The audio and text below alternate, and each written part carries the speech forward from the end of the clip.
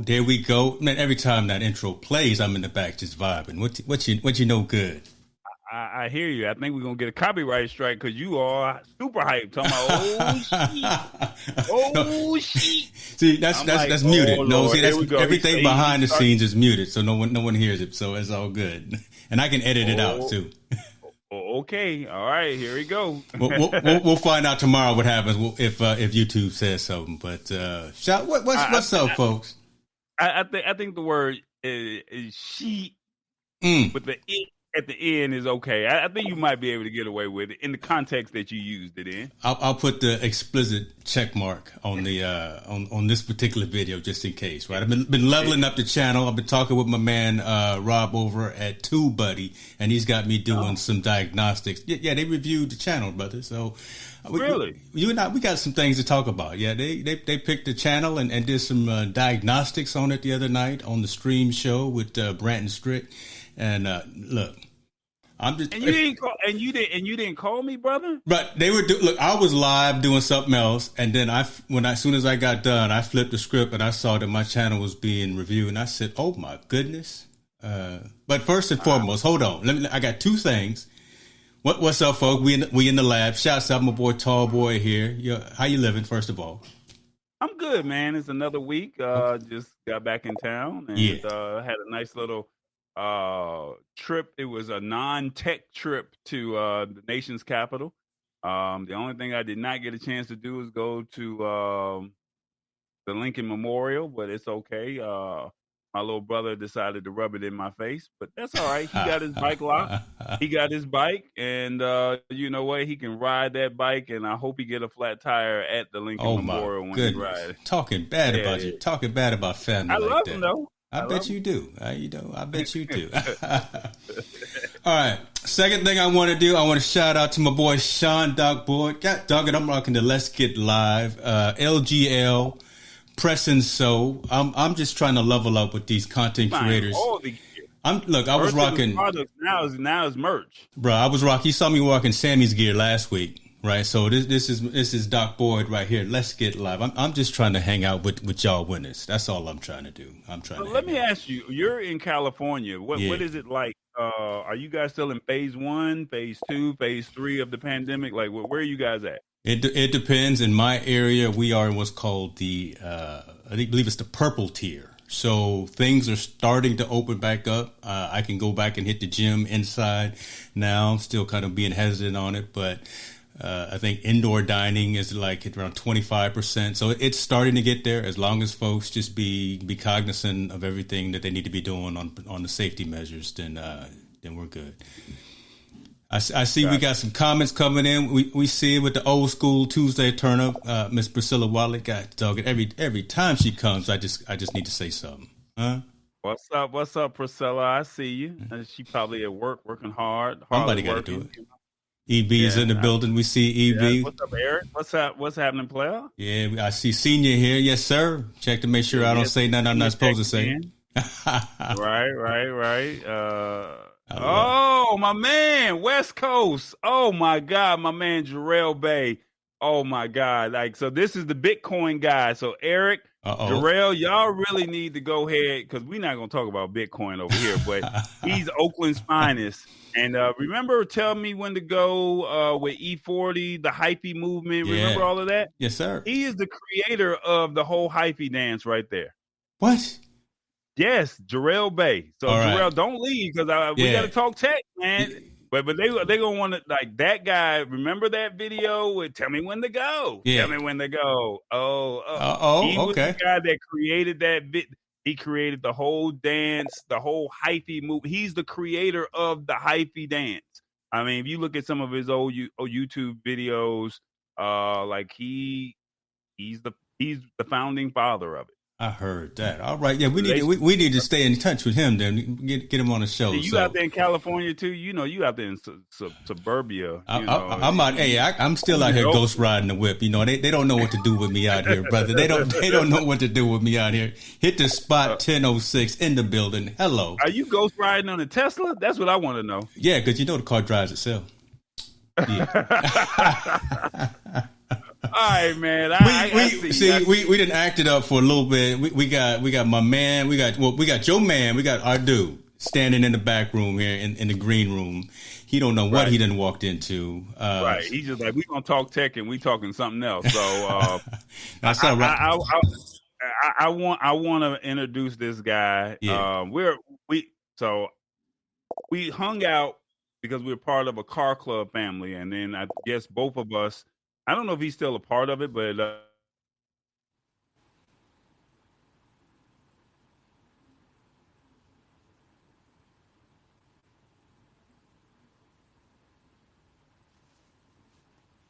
he really caught me off guard because I was out of the country, and he told me he was out of the country and he was in Germany. And when he told me he was in Germany, he was like, "Man, I'm working out here," and I'm like, "Hold up, the same car club guy that I know in Atlanta."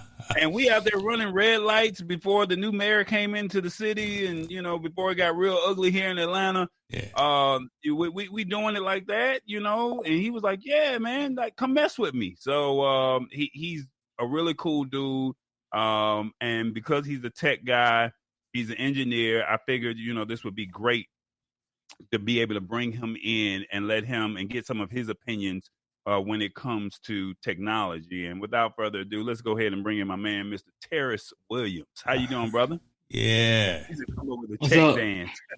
What's happening? Look, he leaned back like, "What's up?" Yeah, what's up? Came in too cool. Terrence was like, "When are they gonna get done talking about nothing and let us start this tech show, brother? This is family, though." Yeah. So, Terrence, tell us a little bit about yourself for the audience. What's your whole thing about tech? What is it about tech that you love? And I'll just let you have it. Yeah, I just love technology all the way around. I mean, from the phones, computers, to my actual career. And I'm a controls engineer in robotics, and that's what I'm doing right now. I program and troubleshoot robots, and I do a lot of programming and building control cabinets and things like that. Okay. So that's what I enjoy doing now. And I love to talk tech. I mean, I saw this, I was like, man, let me get on this and see what they talking about. Definitely, brother. Definitely. So that's interesting. So I know. So first of all, let me shout out to Anna there. She had me speaking a lot of Spanish on her show on the Ecamm Network the other day, and I will admit here on the recording, I did cheat and use a little Google Translate on some things. But Anna, good to see you. Appreciate you for showing up. So Terrence, check it, man, because I'm in enterprise technology as well, and right. So the lab, we typically focus on consumer technology, right? So the like you said, the phones, laptops, desktops, software and hardware, things like that. But when you say you work and program robotics, let's talk a little bit. Let's talk a little bit about that, man. I'd love to hear exactly what you do from that enterprise technology perspective as well. The robots. I've been in the robot field since 2012.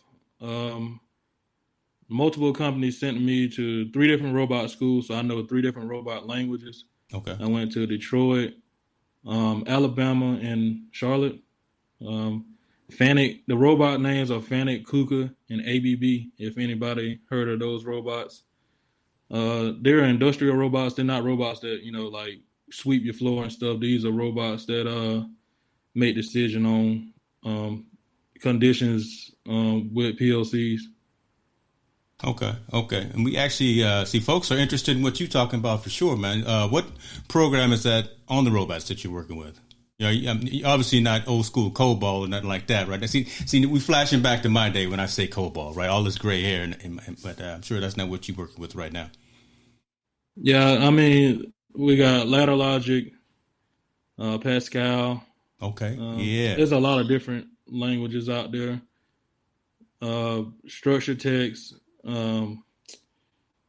Let's see. If you never heard about function block programming, but there's a lot of different ways to program things, and it just depends on the application I'm dealing with or what what project I'm actually working on. Makes sense. So a lot of machine learning, artificial intelligence, that kind of thing. So brother, that's right up my alley. I love, man, Tallboy, we done forgot all about you. We done gone into a whole nother dimension just now, right? We talking about, we're not talking about my Roombas in here, like you said, that are cleaning my floor right now. We talking about some things that's helping the military, things that are helping society over. Like we already talked about, like my car, right? I mean, just some of the insights in autonomous driving and things like that you're probably involved in as well, right?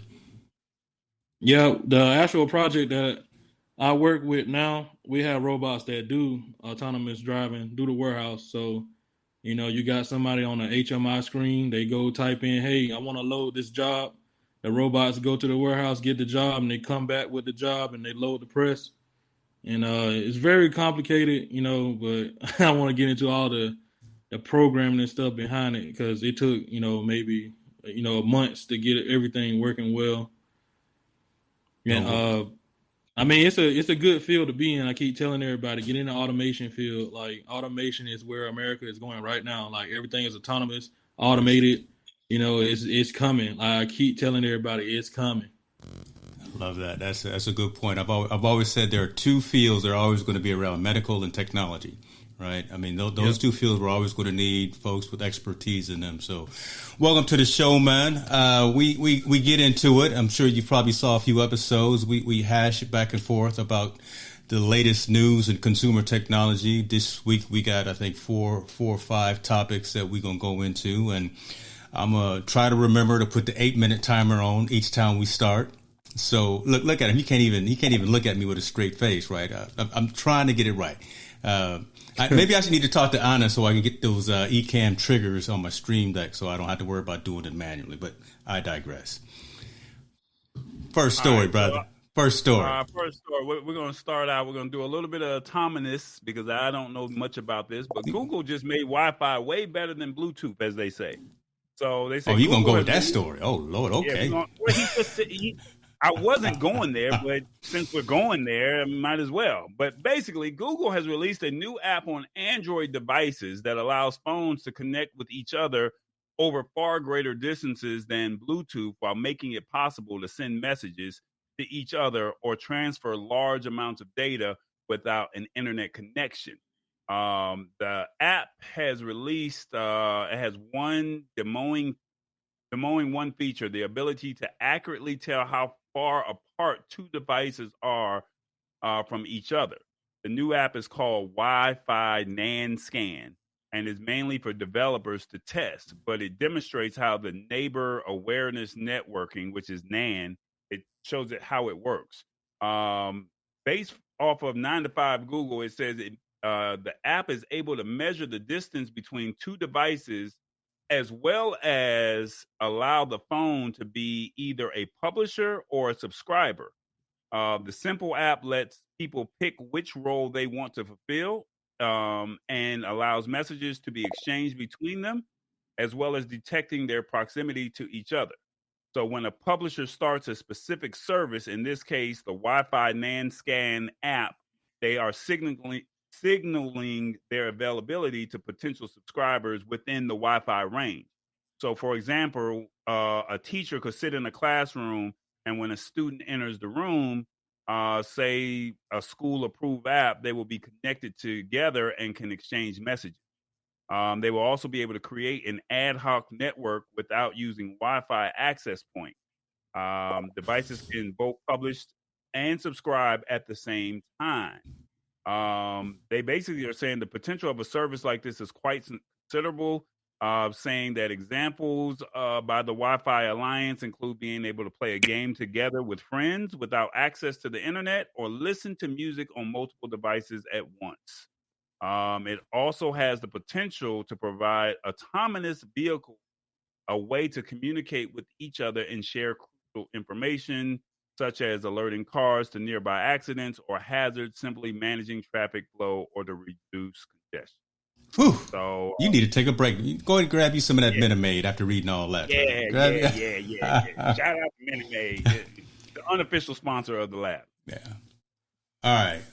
Terrence, I'm gonna let you go first because I'm gonna be slightly disparaging to this story. But only because it's Droid and not Wi-Fi.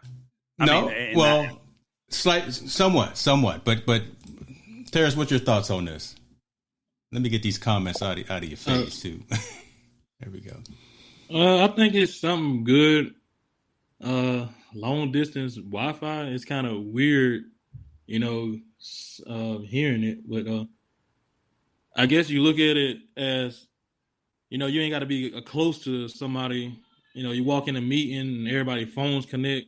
I mean, we kind of already got that a little bit, but just in a room. But now you riding down the street and a car can send you a message saying, "Hey, look out! There's a tree branch laying out there in the road," which we already got that with Waze in a way. Mm-hmm. But it's just a good way that we can communicate across the board with Wi-Fi. Bluetooth. You already know Bluetooth don't work that far and it's choppy and stuff. Wi-Fi is a stronger signal. But I see it as a good thing. All right. Well, so here's where I was going with this. And the reason I said I was going to be disparaging is because about 80% of what you talked about, Tallboy, with this particular functionality, Apple has already had in AirDrop.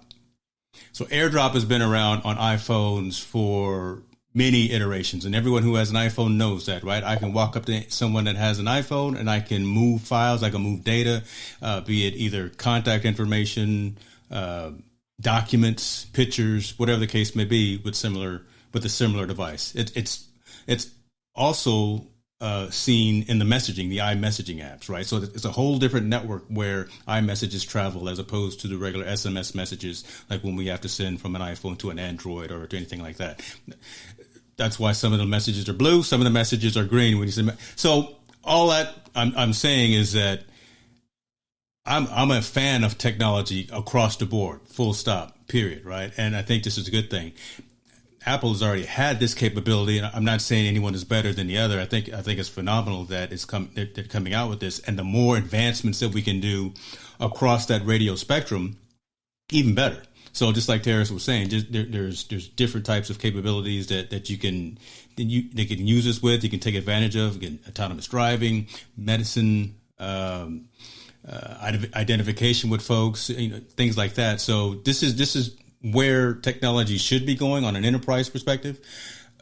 Eventually, this will start trickling down, I think, to the consumer. But this, I think, will start at the enterprise, to where, like maybe in warehouses and stuff like that, folks are walking around with their tablets and their devices, and they're scanning in information for rapid inventory accountability and things like that. So this is good for the economy, I think, again, to further take advantage of the various wireless networks and the various radio frequency waves. So there you go.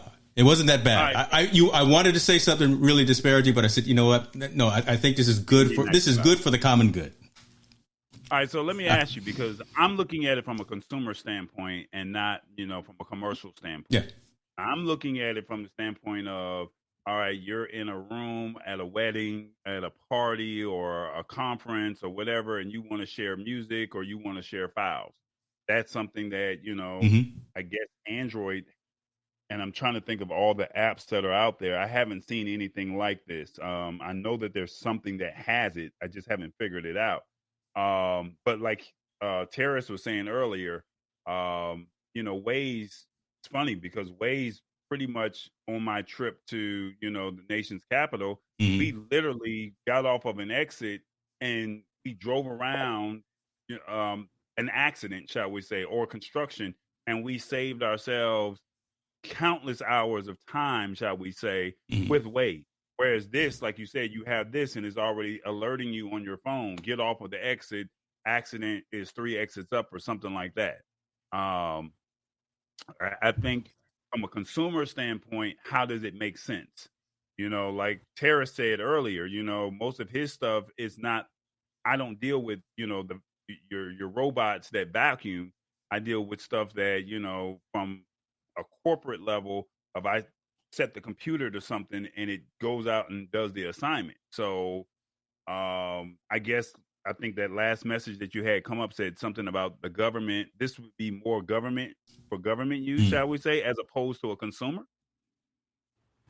I think that's where it's going to, and I think this is also what Kenyon said. I think that's where it's going to start, right? It'll eventually trickle down into consumer applications, but I think government entities, enterprise organizations are going to have to take advantage of this technology before it starts really trickling down and be easy for everyday folks to be able to take advantage of it, right? Because it can open up a whole different can of worms and can of capabilities. So again, I think government and enterprise technology is going to find a way to use this in again, manufacturing, industrial, things like that. So, okay, Sarah, any other questions? Any other thoughts? I mean, do you see this being used from a consumer? What use case can you see it from for a consumer standpoint?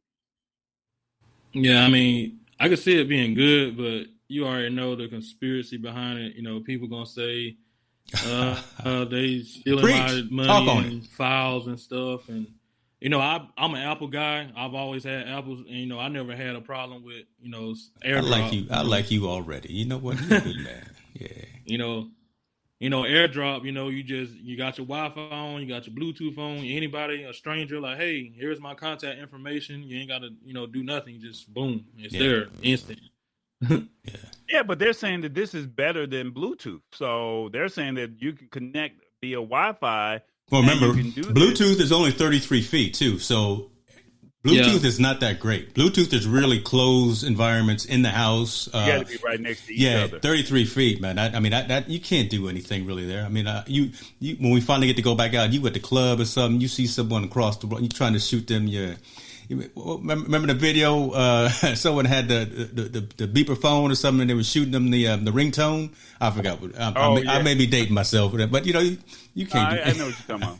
Yeah, so 33 feet for Bluetooth. All the way across the room, and you can't do it because it's not within that range. Whereas with Wi-Fi, however large your range is, it will allow it. But that's why I said Google said that Wi-Fi is better than Bluetooth. That was the title of the article. So yeah, I think it's good. No, again, I think it's good. We'll just see how the technology progresses and moves forward. Terrence, I think this may have been a comment for you. Let them know you're still on camera. When you were moving and adjusting your lights, just make sure don't nobody creep up behind you and catch you off guard on camera. Because again, we multi streaming. They got jokes for you, boy. They got jokes for you. Yeah, we multi streaming, brother. It's like, golly, bro, man, turned off and they didn't go. He didn't go see us. And look, and James didn't see it, so he didn't swap it to the two screens. He just put you all out on blast. I did. Just zoomed in with you too. Oh, we got folks that are just chiming in, talking about how they feel. Oh my goodness, I love it.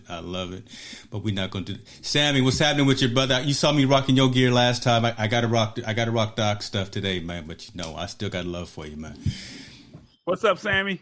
It's a good dude right there. Anybody need any technology information from a genius who he's only 17 years old, has his own TV show, has his own internet show, holla at your boy Sammy Superstar. That's a bad man right there.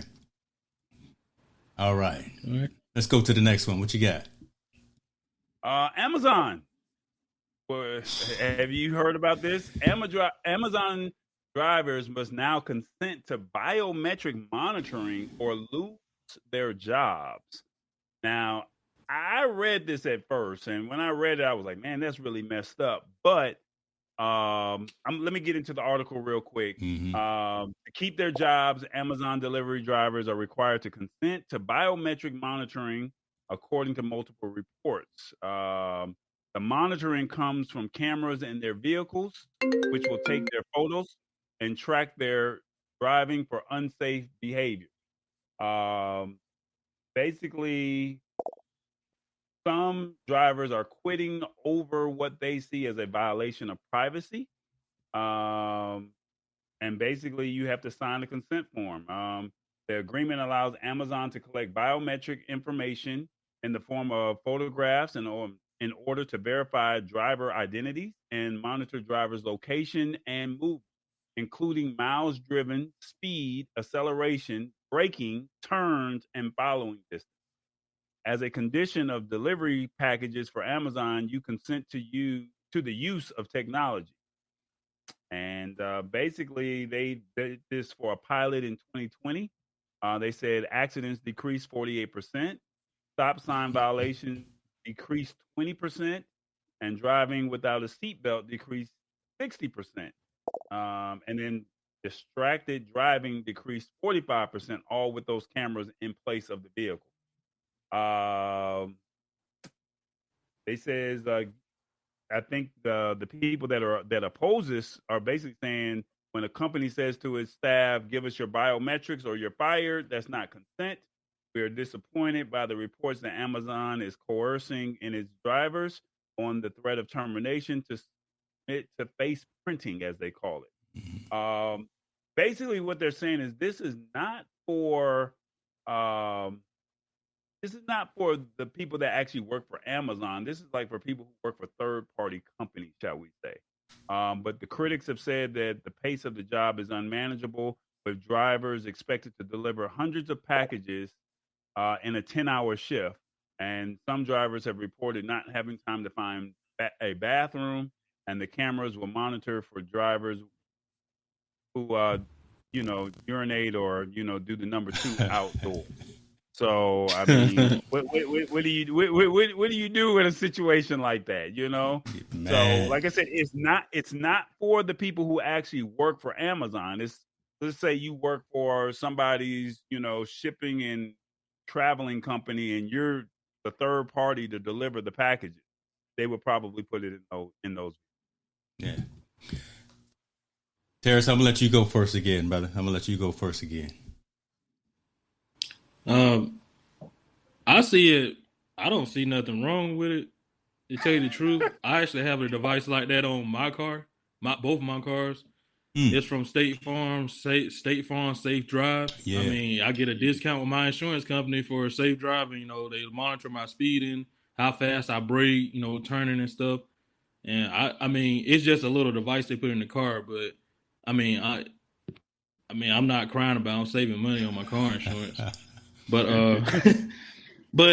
I mean, if you look at it this way, Amazon you can track your packages better because that person is being tracked, so where actually the Amazon truck is, where your package is, which they already got something like that now. But I mean, this with anything, pizza, you order a pizza and you can look on your phone and be like, oh, because it's tracking a person, it actually showing you where the pizza is. It's coming down the street.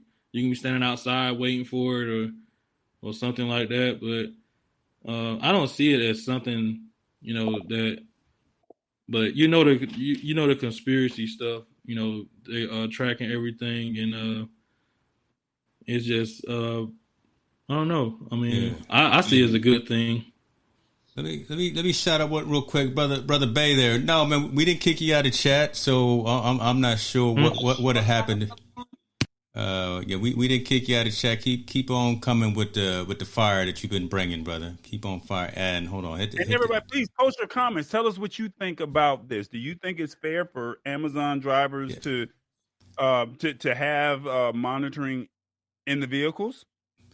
I mean, I guess Go ahead, James. Yeah, so I'm a little different on this. So I understand both sides. I understand the side, like the insurance companies, and you plug it in, the smart driver thing, save money. That part makes sense. But that's monitoring metrics of the vehicle. That's monitoring metrics, hard braking, hard stopping, all of that. But, man, this is a camera. And the part that I've got on the screen right now is literally that consent agreement that the delivery associate. So, again, probably not the actual Amazon employees have to sign, but the ones that are third party. But when you step in the car, you turn that key in the ignition, and you got this camera watching you every moment. I yawn in the car, man. I stretch and yawn and whatever. And if this thing is going to report back and give negative marks to my supervisors that James was in the car and he was yawning too much, I'm not tired. Maybe I'm not distracted driving. I can see this being a bit of controversy should someone say they're losing their job or they go in for a performance review and they have issues with that. It's really on the line of privacy. It really is, but you are employed at will at a lot of these companies. So if you want to work for this company, right? So that's the thing. If you want to work for this company and you want to drive these trucks, you better sign this document and you better go ahead and be about your business and know that there's somebody watching you. So it's a weird catch-22. I think it's really encroaching. It's on those lines of a privacy conversation, but I think Amazon is going to win just for the fact, again, employment at will. If you want to work for this company, these are some of the requirements that we have, and their lawyers would just say that it's just like the plug-in safe driver, cameras on the outside, all of that stuff, right? So it's right in the middle, right? It's right in the middle. I don't think this is done from being a conversation piece. I think they're just a little groundbreaking. I honestly think that when Amazon transfers all of their fleet over to Rivian trucks, the EVs, that this may be able to go away, right? Because the truck in the vehicle in itself will be able to monitor movements as opposed to having a dash cam turned backwards on the driver. So I don't think this will be long lived, really, in terms of what Amazon's going to do. Because once they, like I say, spin up all of those Rivian vehicles, then I think this will get better for the folks that are driving. I think, in the mid, like you said, it's a catch-22. Part of you is like, some of this is my privacy. From my understanding, for the ones that I do know that work for Amazon, they pay you well, but you work. It ain't no, I'm sitting down and I can get on my computer or my cell phone. You're literally processing because they got to get those orders out, shall we say. Yeah. So for you to get those, like they said, you got to deliver 100 packages in a 10-hour shift. That's literally 10 packages in an hour. So if that drive time, that's why they were saying, what if you got to go to the bathroom and there's no bathrooms out here? That's tough. What do you do? Do you even allot for a bathroom break? I mean, some people get a 15-minute, or a 10-minute break or something like that. Does Amazon even give you that? But then on the flip side, for the critics, it's like, this is their company. You can't come in and start telling the company how they're supposed to do business, shall we say. And if this is how they want to do business and they're paying you upwards of $15 to $20 an hour to drive around and deliver packages, not like, you got a CDL license and you work for UPS or FedEx. I mean, remember, you are just a independent contractor and this is a great lick, so I just look at it from that standpoint. But I mean, this is no different from what was that prop case with Uber and Lyft that you guys had earlier, that you guys voted on out in California. It was both of them. Yeah, it didn't pass there, but I just heard the other day that the UK is now recognizing Uber and Lyft drivers as employees, whereas here in the States, they're not. Yeah, so still independent contractors, correct.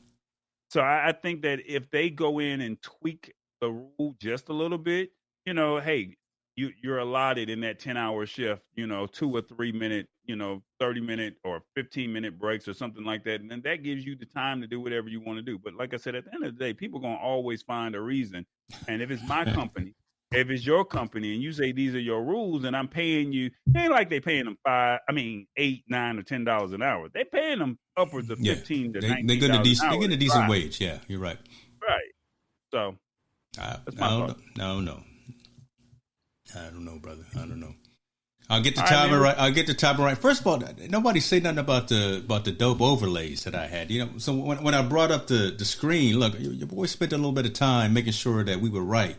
For Terrace, the laptop is dope. I like that. Okay, say something, dog. Yeah, but I'm you be working behind the scenes, man. I got to give you your props. You be up at 2-3 o'clock in the morning, which is our time. It's only midnight your time. I have to remind myself you are on West Coast time, so I got to give you. I'm just out here trying to get it done, God dog. I'm trying to get it done. Want to James Bonds again? Come on. I'm trying to drop them. Terrace helped me out, man. See, he got one for me. I just don't know where it's at. It's coming. It's coming. Yeah, I got my beats saved up. I got.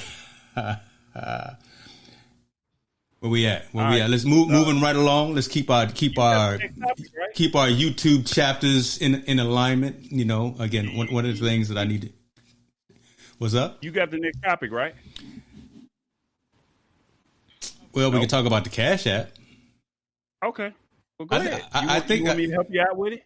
Well, yeah, because I use Cash App on occasion, but I know folks in customer service industries, more on the entrepreneur type of thing, utilize it as well. But I use PayPal more in Cash App, but let's definitely talk about this as well. Let's talk about.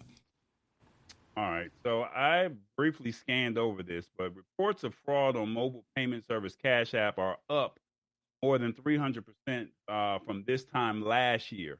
If you thought that made for bleak reading, several Cash App users told Yahoo Finance that they lost thousands of dollars after their Cash App accounts were hacked. All recounted how difficult it was to find a human customer service representative when they called Cash App about the missing funds.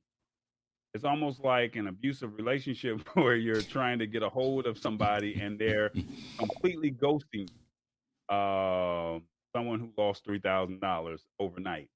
As a result of the lost funds, they had to sell their personal belongings just to be able to make ends meet. Another person said that they lost $21,000 and somebody used it to buy Bitcoin. Basically, COVID-19 has spurred a raft of Cash App downloads following the shift to remote working. Unsurprisingly, because the app links to your bank accounts and payment cards, it's also led to a rise in customer reviews alleging fraud, scams, and a wave of reports of crooks taking advantage of the increased dependency of these apps. It's basically, it's the most popular digital payment solution as they facilitate everyday payments between friends and family and help customers stay on top of their banking. But they've also become a breeding ground for the ones who have ulterior motives. Live phone support is not available. You get a recording if you call the number that they say, but live phone support is generally just not available at all, shall we say?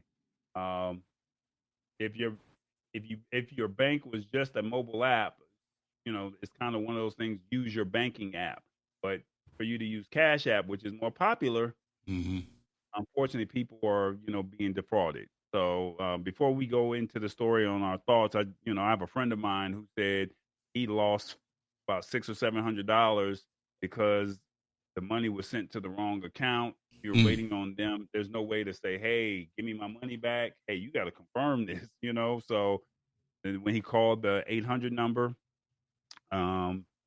basically there was no 800 number. So that's terrible, man. Terrible. I've even heard reports where people do call the number and it's basically a scam line, and then you're thinking you're talking to a live representative there, and it's actually a scammer, and they're milking money out of you as well. So I mean, that's no good. That's no good. Before we get into it, let me shout out to Brother Ellis here. So we are actually multi-streaming through Restream. The main studio though is Ecamm, and I'm queuing up all of the comments. I'm still not comfortable with the way that Restream. I can put everybody's comments on the screen right at one particular time, and just in case there's a rogue troll or something that doesn't have anything to do with the context. That's why I'm not utilizing their feature, but appreciate the input, man. Yeah, we are actually using Restream to push it out to both of our Facebook pages, both of our YouTube pages, Twitter, Twitch, and my website as well. So thanks for that. There are better apps that you can use, but unfortunately, just like when the pandemic hit, when COVID hit or the pandemic hit, everyone went to Zoom. Well, Cash App is the most popular one. So, I mean, yes, you could use Zelle. Yes, you can use Venmo. Yes, you can use PayPal. Yeah. But, I mean, when people know green is that bright color, it looked like money. You know, it got the dollar sign. Is that why your backgrounds are always green? Hey, man. Let me drink my Minute Maid today. Gotcha. Why? So why are you doing that? So Cash App is backed by Square. Square is part of Jack Dorsey. Jack Dorsey is part of Twitter, right? So there's big names in the technology industry behind Cash App. So it's a reputable company. But man, that sure is a red flag that there is no 800 number to call to say I got problems. I can't believe that was an oversight, that there's no one or nowhere that you can actually call to say you've got issues with these particular things. So, Tara, let me ask you. Let me let you go first, man. Tara, let me see what you got, brother. I'd really like to hear what you got to say because I got some more to talk about as well. Well, first of all, Cash Out, like I wouldn't trust an app with my money. Like, no way. I mean, I have it and I use it, but like if I use it, I unlink my bank account after I use it. Like I don't leave my account linked to it because I've heard some things and I have friends that lost a lot of money too. And it's just, I mean, there's all kind of scams out there. I know y'all know about the Cash Out flip that you see on Instagram. Mm-hmm. You send me $50, I send you $500, and people be falling for that junk. Like, y'all are crazy, man. Like, this stuff ain't nothing but a scam. They have fake money to prove to you that they'll send you the money, and they have pictures and stuff. And, you know, it's very convenient that they have these ways of sending money because, you know, back in the day, you know, years ago, we had to run, I want to send my grandma something for her birthday. I got to run to Western Union, you know, drive there, you know, get out in the rain and stuff. Now, I mean, Cash Out, Zelle, you know, you can do it instant. I mean, it's crazy how technology done took over, you know, like Western Union and, you know, going to Walmart, sending money and stuff. But it's also very risky with your money. Like, you know, I don't like taking risks like that, especially in large amounts. Yeah. But, you know, like today I went and bought a bagger for my lawnmower, and I asked the lady, like, what's your payment method? She said, Cash App or cash or whatever. So I stopped by the ATM machine, grabbed the cash, and I paid her like that. But, you know, a stranger can get your information in some kind of way. They can steal your money, and I don't want to take that chance. That's true. And so many folks are getting caught up in phishing schemes. So many folks are getting caught up in these types of scams. Again, folks are calling and saying, you owe us money and we need this money right now. And folks are getting intimidated and think that they got to send money or giving out PIN numbers and passcodes and things like that. Don't fall for that stuff, people. No bank is going to call you and ask you for your password. The bank has no need for that. No one else has any need for that information. No. I'm a bigger Venmo user. I have problems with Venmo as well because by default it has the option of showing the transactions that you do with everyone. So I make sure I turn those off and make all of my transactions private. I think this Cash App thing needs to be addressed by some tighter regulation. I know the FDIC doesn't monitor it, but just the fact that, again, I can send money to, so I can send you $100 right now. It'll sit in your Cash App account. It'll take 24 hours before you can pull it out and put it into your account. Somewhere within that time frame, there's got to be some better controls. Convenience is one thing. Yeah, we all want to be convenient, but there's got to be some better controls in terms of when you start moving money back and forth. Just because I'll be the conspiracy theorist right now, right? Just because of domestic terrorism, just because of folks looking to do something bad, whatever the case would be, there's got to be some more monitoring across the board of when funds are moving up.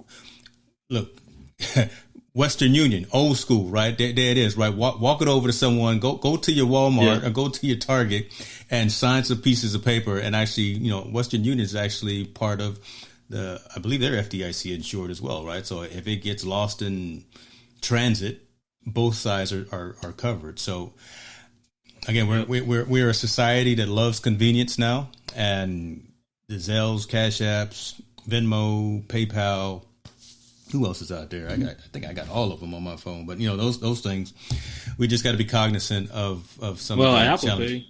Apple Pay, and they pride themselves on being secure and being private all the time. But still, man, it's not common sense. It's a little bit more than that. You just got to be aware of who you're talking to when it comes to critical, important data, social security numbers, phone numbers, addresses, and especially finance stuff. Especially right now. April, it's been pushed off till May, but tax season, man, phones are going to start blowing up here in the next couple of weeks. Folks trying to get into your tax records and stuff like that. Just be vigilant, folks. Be vigilant. Yeah, when the stimulus checks came out, I started getting text messages, all kind of stuff. I'm like, here we go again with these scams. Mm-hmm.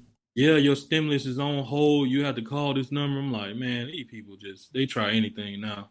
That is true. That is true, brother. That is true. Western Union, their fees are high. I'm sorry. Is that right? Yeah. To transfer some money, to send $100, they want $9-10. So they want 10% of your money. Hey, you right. Yeah, you're right. They want 10% of your money just to be able to send $100. $100 or less is $10.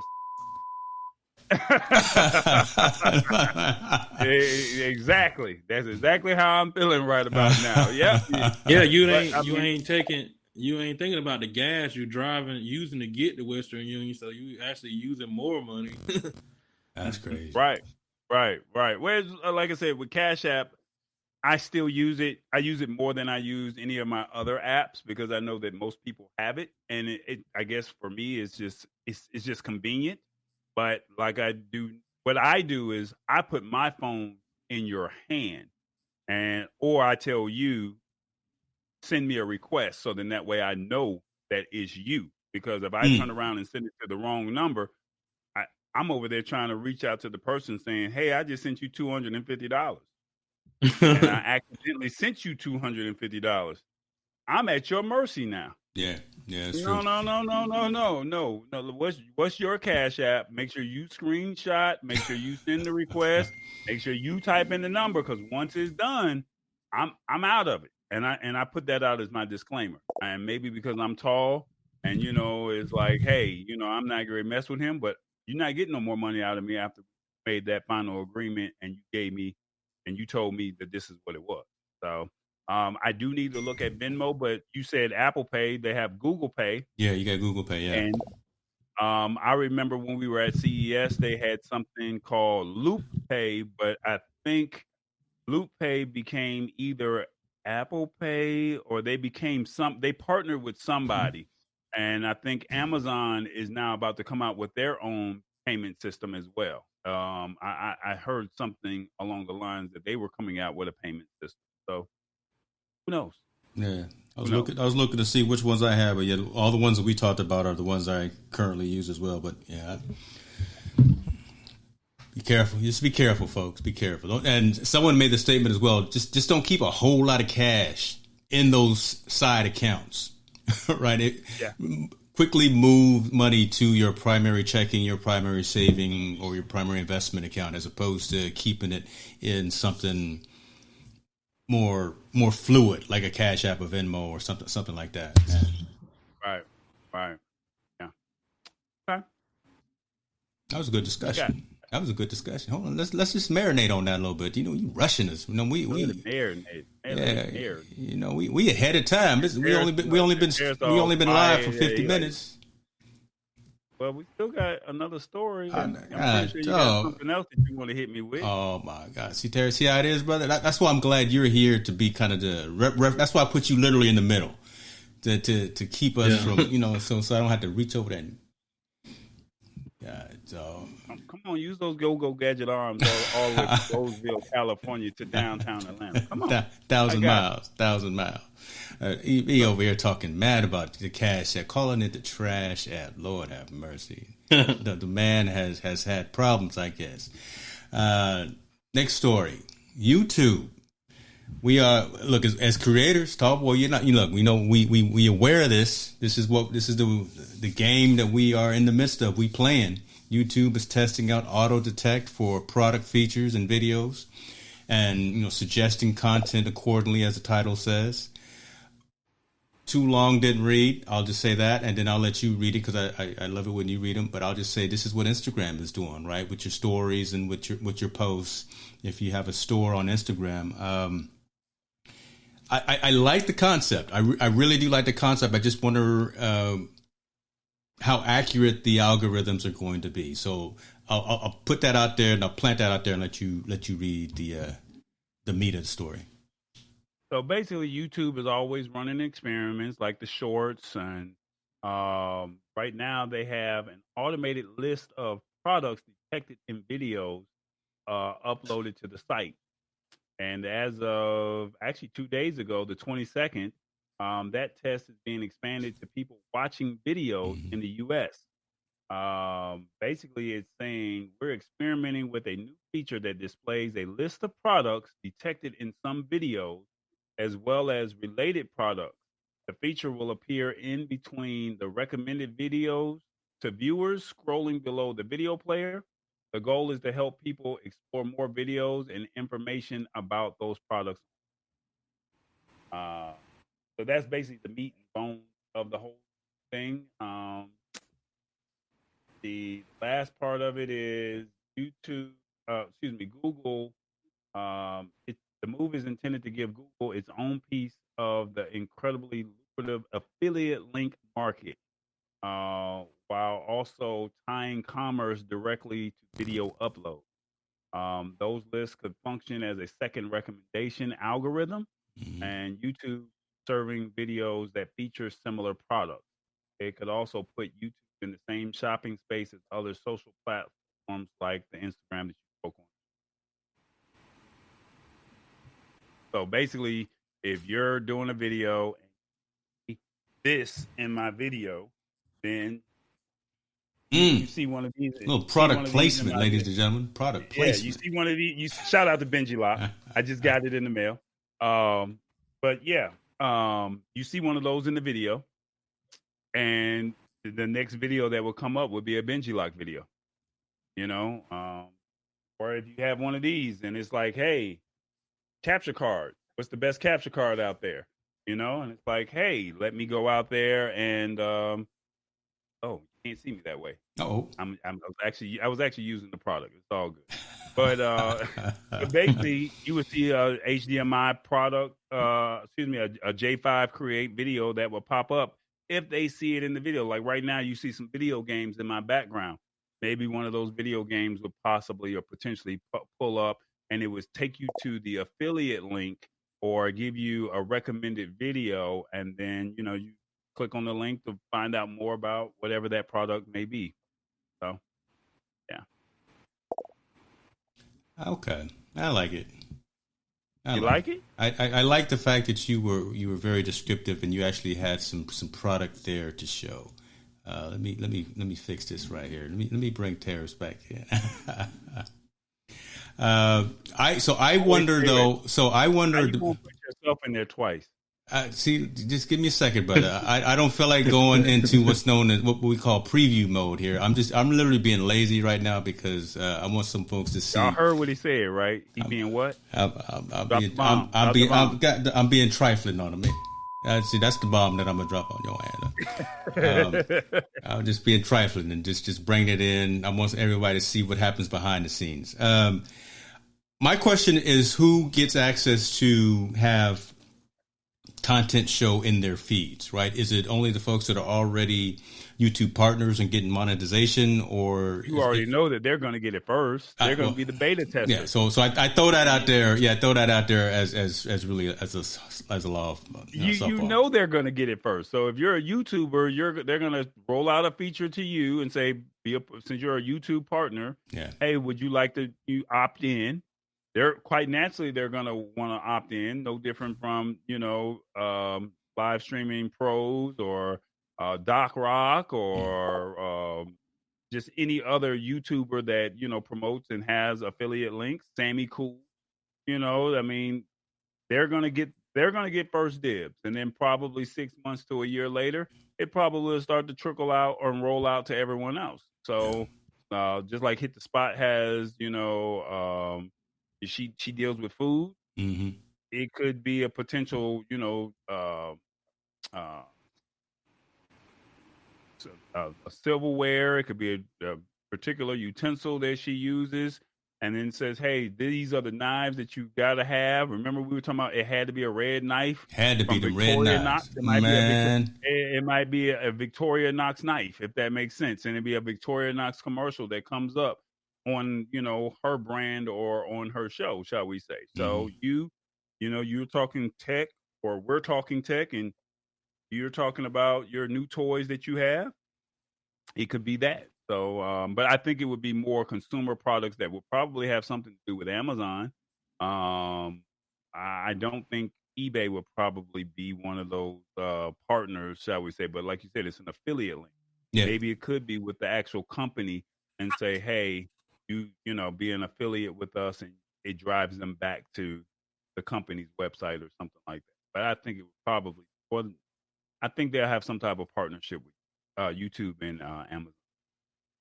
We'll see, because we know that the merch for YouTube partners is through Teespring, right? So if you get, and again, you got to be a partner already, so you already got to have the 4,000 hours, you already got to have the 1,000 subscribers, you got to have all that before you can get access to that and get access to the community tab and all that. This right here, again, is just another way to monetize your channel. So you're right, they're not going to give it to everybody. They're not going to give it to 200 subscribers. They're not going to give it to 500 subscribers. They're going to give it to the folks that have a lot of people watching their feeds and things like that. I would think that they would give it to anybody that can monetize. You only need 1,000 followers just to be able to monetize. Yeah, but you need 4,000 watch hours along with that. That's the hard one to get. Look, well, they're both challenging, and they're both right goals. I mean, again, you want 1,000 you don't want just people subscribing. You want 1,000 active folks subscribing and commenting, things like that. But yeah, you have to get both of them. You got to get 4,000 total watch hours, and you got to get 1,000 subscribers. Is that 4,000 watch hours of your content, or is that 4,000 hours of you, the creator? Your content on your channel. Okay, I got you. Yeah. No, and I say that because I created my YouTube channel back in 2009. Yeah. And it's now 2020. I have over 680 something videos on my YouTube channel. So, right. I mean, I never really figured out what the real rules were to get monetized. Nobody knew what YouTube was back in 2009. But now, 2021, everyone is sitting there saying, "Hey, I want to get monetized. How do I make money on YouTube?" And it's like, oh, yeah. I never read the rules, know. So and I apologize. I shouldn't have said only. So yeah, Tammy. I mean, I didn't mean that in disparaging in any way. That is a real number. No, I appreciate family checking your boy here and making it right. But yeah, you have to have both of those metrics before you can be now. Because literally 2 years ago, I was monetized on YouTube before they changed their whole algorithm. So having to get back to the certain criteria with him has been fun. Challenge. I got book. Hold on, let me show you something. Where is While he's over there doing that, this time he's not actually freezing up. He's just rolling off frame. No, see, look, I'm reading. I'm trying to read. I didn't get the audio book this time. I got the book. I'm trying to read the YouTube formula. I'm surprised you're not doing this through Amazon Audible. As opposed to actually picking up a physical. Well, this one I wanted to actually mark up. You look like a black dot, bro. I know. Help me out. I know you got some light on that camera, bro. I don't like that. Let me make him bigger. I don't like just having a little. I mean, he just look like a shadow that's just about to fade out, man. There you go. So what you think of the of YouTube doing this, putting products inside of the video? I think it's good for people with, their own business. I see it as a good thing for those people. I mean, you got a product, you can get it out there pretty quick, and the algorithms will pick it up and do its thing. And I have a YouTube channel, and I made it 15 years ago. I probably got over 1 million views on it, but I'm not monetizing nothing. I'm not trying to make money off of it. I was just putting, YouTube videos up just for fun. I won't try to make no money off of it. Bro, hold on. You got 1 million views. You need to find a way to to put that to use. So that begs the question that I was going to ask, though, right? Will folks see the product placement if they don't log into YouTube? Because a lot of folks, like my parents, for a long time, they never made a YouTube account. They just flipped on their phone and just logged into YouTube, right? So, right. Who's going to get credit for that? Right. Yeah, that's a good question. How will they go about doing that? Oh, my biometric just woke up and said, "I just got another follower on YouTube."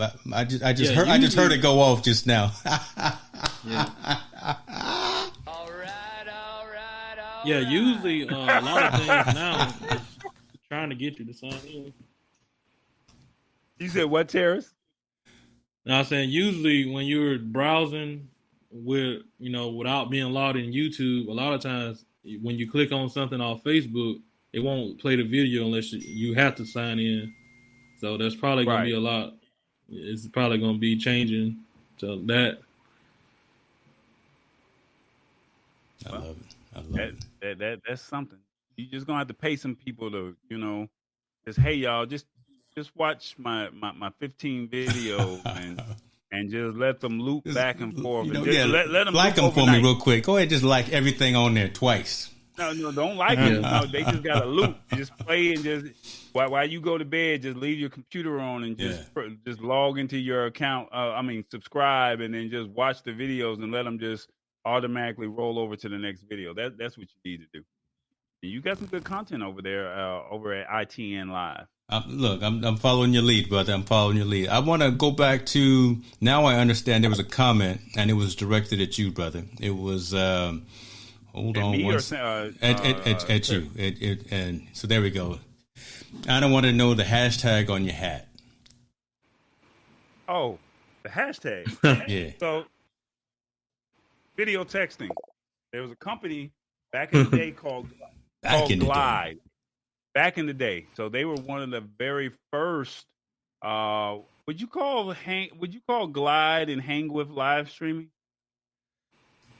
Yeah. They were like the messenger. Yeah. They were like the Facebook messengers of today. Yeah. So basically it was video texting, and what you could do with Glide, and they did not last, shall we say. They were, I forgot what country they were from, met them out at CES. You could send a message to a family member, like he's out in California, we're in Atlanta, we're on a different time zone. I could send a message and he could catch it at any time and he could respond back. So it was literally like a video text, shall we say. I got to give a shout out to Sammy Superstar. I got a $5 super chat. This is my first $5. This is my first super chat. I got a super chat over here. Like, see, man, brother, I feel honored, man. Like, yo. So for the one, I'm sorry, Anna. No disrespect, but let me tell you how these super chats work. Yeah. Super chats, when you get them super chats. Do it again. Yeah. Right. So let me tell you how the super chats work. Super chats are, you set up your account. Somebody, if you give out great content, or if they have a question, you put out a super chat.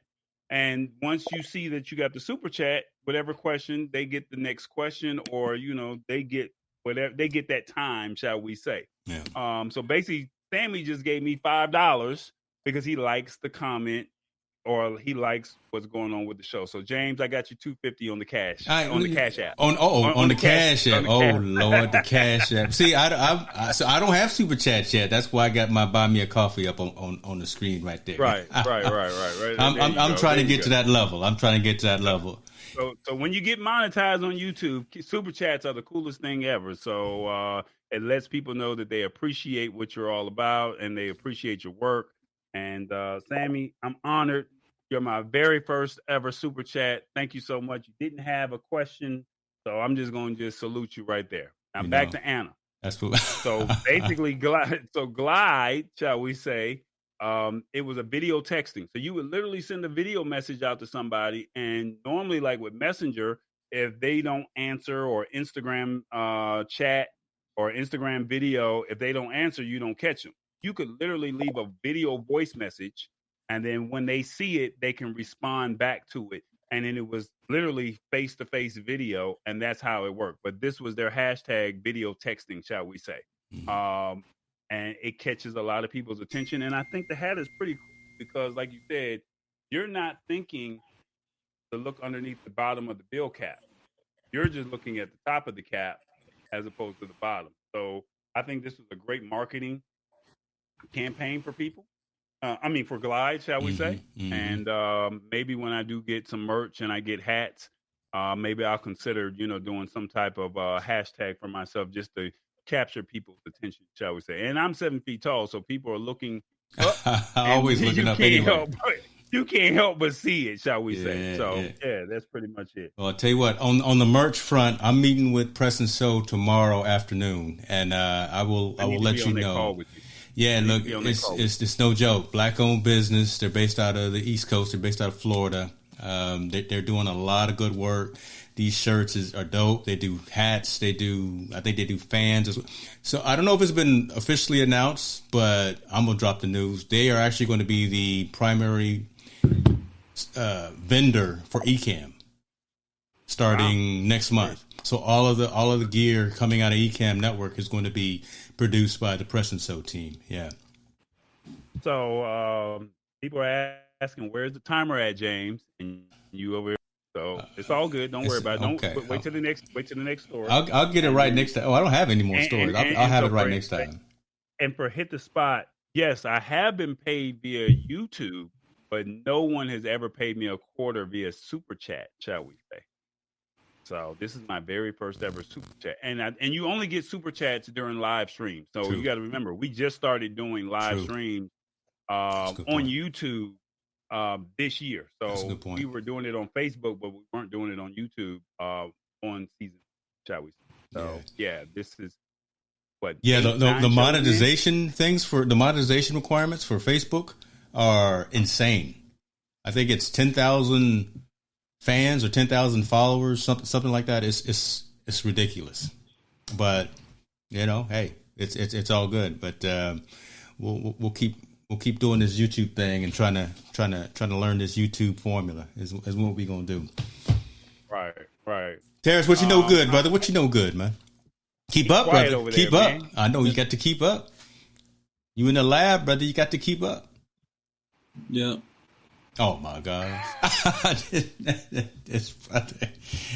Terrence, you never coming back. He's like, these brothers are crazy. Trust me, there is a runner show and there is a method to the madness, but enlighten, entertain, and educate. We focus on those three things. We enlighten, we give the information, but we got to entertain as well because all these other shows online, they kind of dull. They're boring. You know what I'm saying? So we got to bring ourselves to it.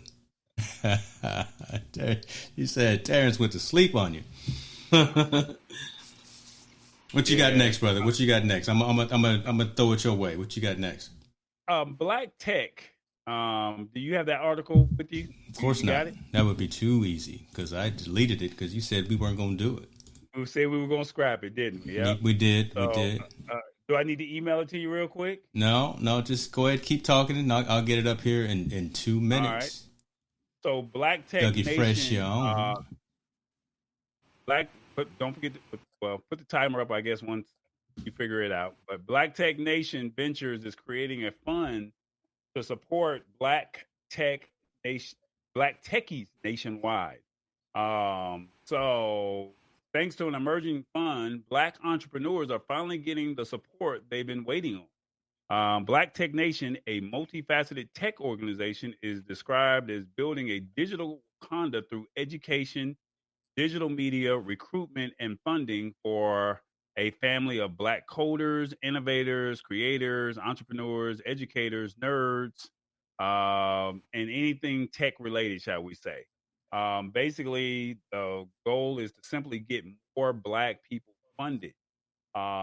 Basically the creator or the partner, the general partner, Kalani Jasmine, she, alongside with the rest of her team, have been working hard to make this a reality for a Pittsburgh-based organization through its newly created $50 million first fund with the help of fellow with the help of a fellow named from GP Sean Sebastian and David Motley. Basically, this is all brand new for them, and they think it will be historic and offer a literal economic shift for the Black community and building generational wealth. They want to be able to mold the foundation of the tech community and helping tech communities or the Black tech sector get funding.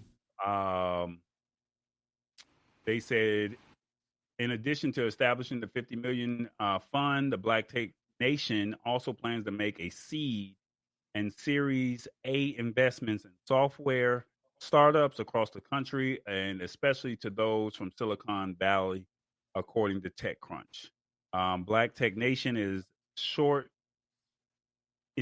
serves as a dedicated space for Black tech unicorns of our generation, and to gain the support they need financially and socially by providing access to vast network of tech professionals in the industry as well as resources. The firm operates in a capacity that's advocating for tech equity across the board. So I think this is good because, unfortunately, if you know anything about Silicon Valley, if you know anything about Black tech, I mean, it's literally not even 1%. Yeah. It's not even 1%. I mean, I think Black tech women founders are like a 0.5, if that makes sense. That's crazy, an unheard of number. And we're consumers of tech, but to find the startups, to find the entrepreneurs, to find the software developers, to find the terraces, to find, the James Hicks, it's not a lot of us that are out there. Now, I'm on the consumer side. So, yeah, they want to sell us the product, but the ones that are actually developing, I mean, that's, we have to find a way to highlight them. I mean, no knock against Clubhouse, no knock against Meerkat, no knock against any other tech-funded organization, company, developer, software, platform, whatever you want to call it. But it's like, hey, you're out here as African Americans, and as much as we consume that African American, as much as we consume it with our money in African American dollars, why not have some type of presence? Yeah. And unfortunately, 50 million is not a lot of money when we're talking about tech, shall we say?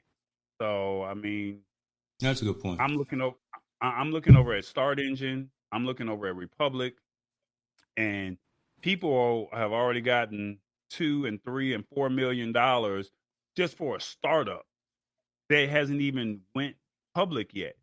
And I mean, these are great products, but they're not African American made products. Now, when we come out with it, we got to start a GoFundMe. We got to, basically pull dollars wherever we can pull dollars to make it happen. Yeah. So I think that this is great that this company is saying, hey, we're going to start out with the initial investment of 50 million, and hopefully people they'll brand themselves to where there's other monies out there to where other VCs can invest in them to give them more money to highlight these African American developers, software engineers, the people that's creating the tech content. Yeah.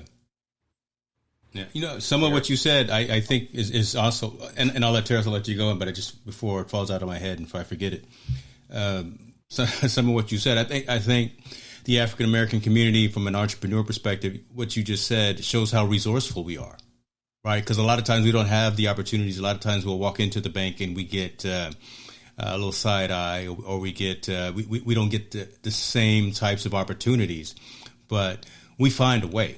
Right. There's always a way utilizing community, going out there and doing some grassroots types of activities. So we may not get the money from, and I'm just going to name it.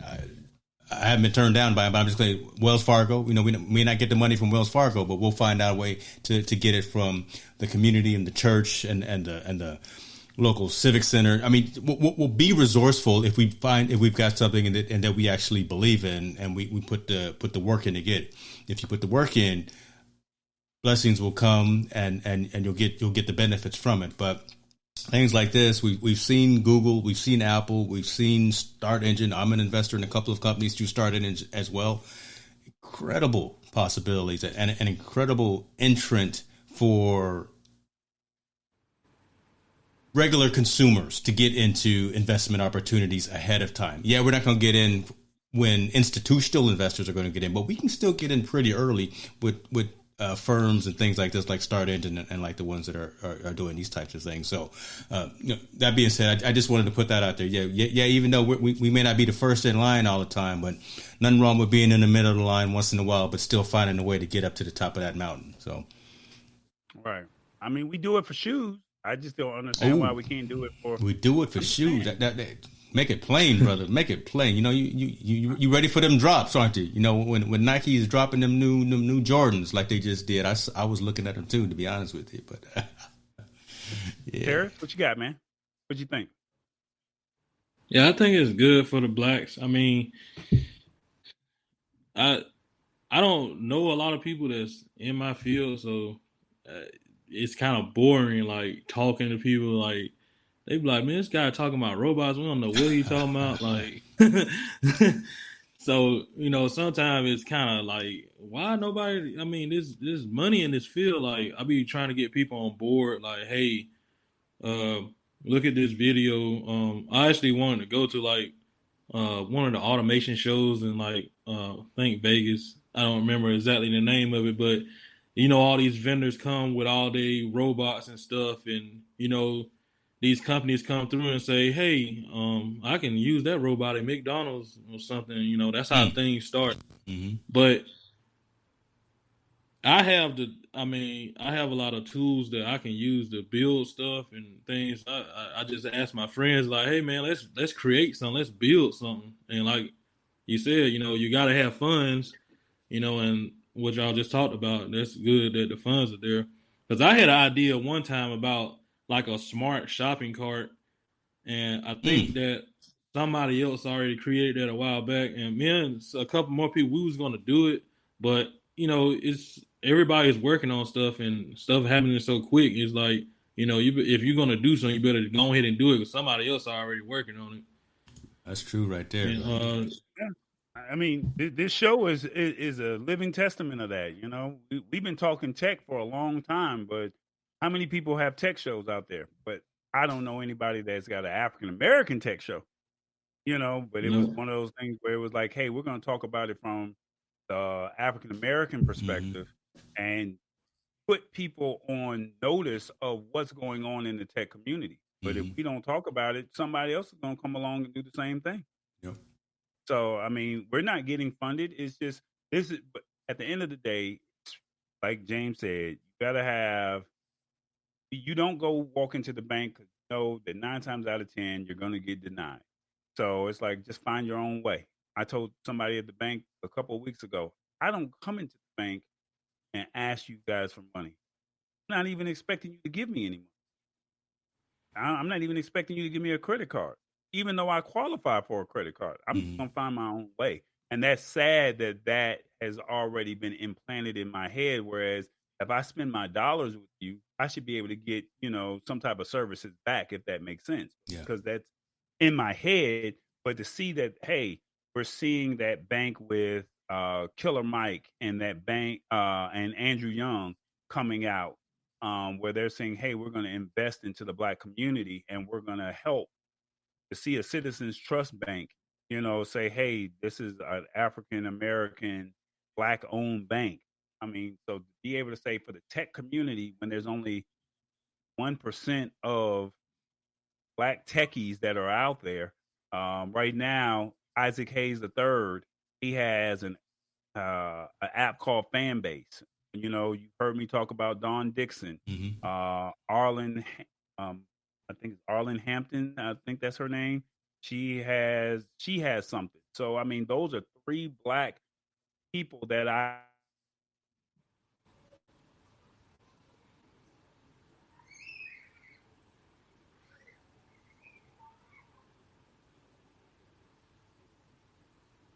know that based off of putting out quality product, they've been able to get their family and friends to support them. But then now they're starting to bring it to the market, and people, because of they are and the name that they've made in the tech space, maybe a few articles written about them, they're now able to, get more funding to be able to put a solid product out there to the world, or to the United States, or whatever, So and when you hear about this product called Fanbase, or you hear about this product called Popcom, or you hear about Republic coming up in the next 5 to 10 years, is going to be like, well, how did they do it?